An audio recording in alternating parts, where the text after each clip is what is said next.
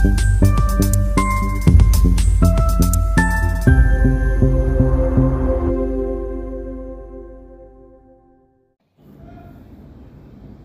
జిల్లా పిఠాపురం నియోజకవర్గం కొత్తపల్లి మండలం ఉప్పాడలో మూడోరు సముద్రం ఉగ్రరూపం. మాయాపట్నంలో ఇళ్లలోకి వచ్చిన సముద్రం నీరు బిక్కుబిక్కుమంటూ మత్స్యకారులు. పట్టణంలో అలల తాకిడికి 10 గృహాల నేలమట్టం, జియో ట్యాబ్ ధ్వంసం. నిన్న నామాత్రంగా కాకినాడ ఉప్పాడ బీచ్ రోడ్ మూసివేత. తెల్లారేసరికి యథావిధిగా రాకపోకలు జరగడం కొనసాగడం.